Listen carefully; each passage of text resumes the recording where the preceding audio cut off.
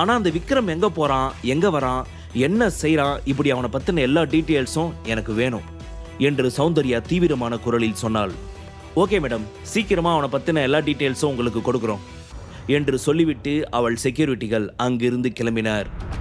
Coffee ஷாப்பை விட்டு வெளியே வந்த விக்ரம் டாக்ஸி பிடித்து நேராக வீட்டிற்கு சென்றான். அவன் கதவை திறந்து கொண்டு உள்ளே நுழைந்த போது சரவணனும் ரேணுகாவும் சீரியஸான முகத்துடன் வராண்டாவில் அமர்ந்திருந்தனர். விக்ரமை பார்த்ததும் ரேணுகா, இந்த வீட்டுக்கு வர இன்னும் உனக்கு தைரியம் இருக்கா? இவ்வளவு நாள் நீ எவ்வளோ தப்பு பண்ணியிருக்க. சரி, அதையெல்லாம் விட்டுறேன். இப்போ நான் கேட்கறதுக்கு பதில் சொல்லு.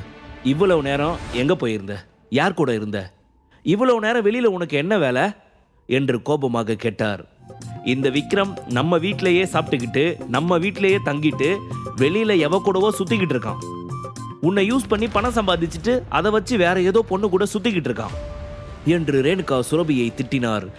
என்னடா இது, வழக்கம் போல நம்மளை திட்டுதுன்னு பார்த்தா நானே கட்டின பொண்டாட்டியை கூட கட்டி பிடிக்காதவன் என்ன போய் வெளியில ஒரு பொண்ணு கூட சுத்துறன்னு சொல்லுதே இந்த அம்மா என்று நினைத்த விக்ரம் சுரபியை பாவமாக பார்த்தான். எப்போதும் ரேணுகா திட்டினால் விக்ரமிற்கு ஆதரவாக பேசும் சுரபி இந்த முறை எதுவும் பேசவில்லை. என்ன விக்ரம் இதெல்லாம், நீ இப்படி பண்ணுவேன்னு நான் நினைக்கவே இல்லை என்று சரவணன் சொன்னார். ஐயோ மாமா, நான் சொல்றதை நம்புங்க, நான் எந்த பொண்ணையும் பார்க்க போகல. ஒரு பொண்ணு தான் என்னை பார்க்க வந்தா என்று விக்ரம் உண்மையை ஒப்புக்கொண்டான். அவன் சொன்னதை கேட்ட சுரபி நிம்மதி பெருமூச்சை வெளியேற்றினாள். விக்ரம், அந்த பொண்ணு எதுக்காக உன்னை பார்க்க வந்தா? நீங்க 2 பேரும் எங்க போனீங்க என்று சுரபி கேட்டாள். சுரபி, நான் மீட் பண்ண பொண்ணு வேற யாரும் இல்ல, லால் குடும்பத்தை சேர்ந்த சௌந்தர்யா தான். அவ என்ன அவகிட்ட வேலைக்கு சேர சொல்லி ஆஃபர் கொடுத்தா என்று விக்ரம் சுரபியின் கண்களை நேருக்கு நேர் பார்த்தபடி சொன்னான். அப்பொழுது சரவணன், இதெல்லாம் நம்புற மாதிரியா இருக்கு விக்ரம், ஏன் பொய் சொல்ற என்றார். இதற்கு மேல் அவர்களிடம் என்ன சொல்வது என்று புரியாமல் குழம்பிய விக்ரம் சுரபியை பார்த்தான். விக்ரமுடன் வாழ்ந்த 2 வருடங்களில் அவன் பொய் சொல்ல மாட்டான் என்று சுரபிக்கு தெரியும். எனவே அவனை பார்த்து புன்னகைத்தவள், நான் உன்னை நம்புறேன் என்றாள். ஏய் சுரபி, உனக்கு என்ன பைத்தியமா பிடிச்சிருக்கு? இவன் சொல்றத நீ நம்புறியா? எதுக்காக இன்னும் இவன் கூட இருந்து உன் வாழ்க்கையை பாழாக்கிக்கிற? இவனை கழட்டி விட்டுட்டு உன் வாழ்க்கையை வாழப்பாரு என்று ரேணுகா சொன்னார். விக்ரம், சௌந்தர்யா உனக்கு ஆஃபர் கொடுத்ததா சொன்னியே, அதுக்கு நீ என்ன பதில் சொன்ன என்று சரவணன் கேட்டார். எனக்கு அவகிட்ட வேலை பார்க்க இஷ்டம் இல்லைன்னு சொல்லிட்டு வந்துட்டேன் என்று விக்ரம் சொன்னான். டேய், உன் பொய்க்கு ஒரு அளவே இல்லையா? இப்படி எல்லாமா பொய் சொல்லுவ? நானும் பார்த்தாலும் பார்த்தேன், உன்ன மாதிரி ஒரு அண்ட புழுகனை பார்த்ததே இல்லடா என்று ரேணுகா கத்தினார். அட என்ன மாமியார் நீங்க, நான் உண்மையை சொன்னாலும் பொய்ன்னு சொல்றீங்க, நான் எப்படி தான் உங்களை நம்ப வைக்க என்று விக்ரம் சலிப்புடன் சொன்னான். விக்ரம், நீ பண்ண காரியத்தோட விளைவு என்னன்னு உனக்கு தெரியல. இப்போ லால் குடும்பம் நம்ம குடும்பத்தை மிரட்ட தொடங்கிட்டாங்க. உன்னை பத்தி விசாரிக்க ஆரம்பிச்சிட்டாங்க. உன்னை பத்தி பெரிய ஆட்கள் எல்லாருக்கும் மெசேஜ் அனுப்பிட்டாங்க. எல்லாரும் விக்ரம் புருஷோத்தமன் குடும்பத்தை சேர்ந்தவனா, எங்க தங்கி இருக்காங்கன்னு விசாரிச்சுட்டு இருக்காங்க. நீ புருஷோத்தமன் குடும்பத்தை சேர்ந்தவன்ற விஷயம் கன்ஃபார்ம் ஆச்சுன்னா அவங்க உன்னை மட்டும் இல்ல, மொத்த குடும்பத்தையும் இந்த சிட்டியை விட்டு துரத்திடுவாங்க என்று சரவணன் கவலையுடன் சொன்னார். அதை பற்றி இவனுக்கு என்னங்க கவலை, இவனுக்கு இவன் சந்தோஷமா இருந்தா போதும் என்று தன் கணவனிடம் சொன்ன ரேணுகா, இங்கே பாரு விக்ரம், நீ இனி சுரபி கூட எங்கேயும் வெளியில் போகக்கூடாது. புருஷோத்தமன் குடும்பத்தை சேர்ந்தவங்கன்னு யார்கிட்டையும் சொல்லவும் கூடாது. சந்துரு எவ்வளவு நல்லவன் தெரியுமா? அவன் சுரபிக்காக எவ்வளவு கிஃப்ட் கொண்டு வந்திருக்கான். ஆனால் நீ அந்த கிஃப்டை வாங்கிக்க விடாம சுரபியை தடுத்திருக்க. அதை செய்ய உனக்கு என்னடா உரிமை இருக்கு? கல்யாணம் ஆன இந்த 2 வருஷத்துல நீ என் பொண்ணுக்கு ஒரு சின்ன நகையாவது வாங்கி கொடுத்திருப்பியா? ஆனா புருஷன்ற அதிகாரத்துல என் பொண்ணுக்கு வர கிஃப்ட் எல்லாம் மறுக்க மட்டும் செய்வ. அந்த கிழவை உன்னை எங்க தலையில கட்டிட்டு அவன் நிம்மதியா போய் சேர்ந்துட்டான். உன்னை வச்சுக்கிட்டு நாங்க தான் அவஸ்தைப்படுறோம் என்று விக்ரமை திட்டினார். அம்மா போதும் நிறுத்துங்க என்று சுரபி சொன்னாள். இப்ப எதுக்குடி என்ன நிறுத்த சொல்ற என்று தன் மகளிடம் எரிந்து விழுந்த ரேணுகா பின்னர் விக்ரமிடம், இங்க பாரு விக்ரம், உனக்கு கொஞ்சமாவது மனசாட்சின்னு ஒன்று இருந்தா எங்களை விட்டு போய் தொலை. அந்த சௌந்தர்யா தான் உன்னை தான் கம்பெனியோட வைஸ் பிரசிடென்ட்டா ஆக்குறன்னு சொல்றால, அங்க போ. எதுக்காக நீ எங்க கூட இருந்து கஷ்டப்படணும்? அவ கூட போய் ரொம்ப ஜாலியா இரு. இப்போ உனக்கு கான்டாக்ட்ஸ் நிறைய இருக்கு விக்ரம். அதனால இனி நீ சுரபியை டிபெண்ட் பண்ணி இருக்க வேண்டிய அவசியம் இல்லை. உன் வாழ்க்கையை நீ பார்த்துக்கோ, என் பொண்ணையும் சந்தோஷமா இருக்க விடு.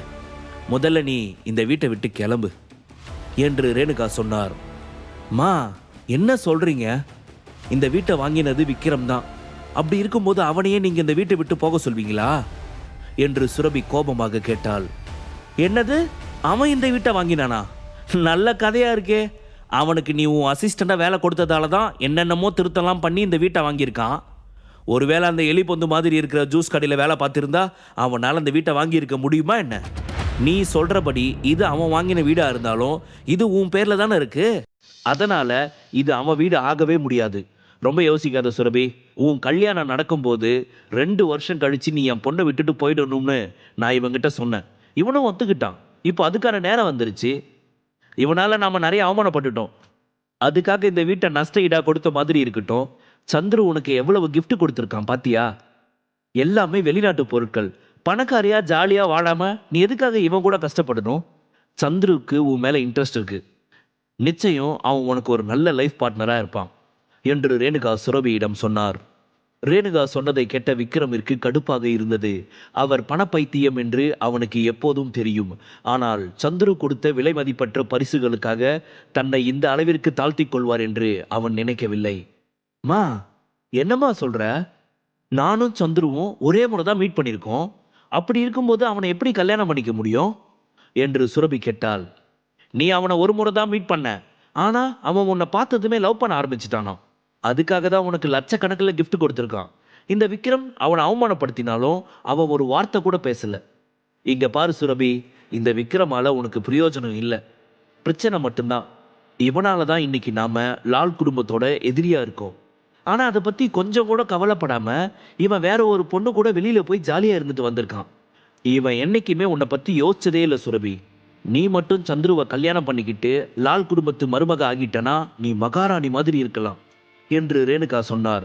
அவர் சொன்னதை கேட்ட சுரபி கோபத்தில் தன் உதட்டை கடித்தாள். ஏற்கனவே இந்த அம்மாவுக்கு விக்ரம சுத்தமா பிடிக்காது.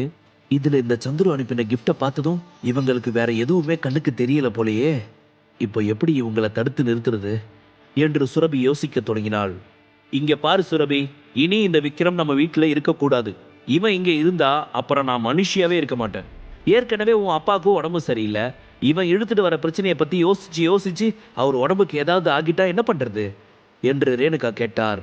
சுரபிக்கு என்ன பதில் சொல்வதென்று தெரியவில்லை.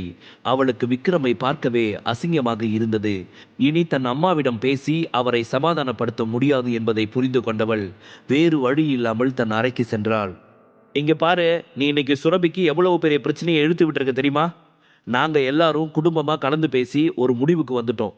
உன்னை வீட்டை விட்டு அனுப்புனா மட்டும்தான் லால் குடும்பம் எங்களை சும்மா விடும். அதனால நீ தயவு செஞ்சு இங்கிருந்து கிளம்பு.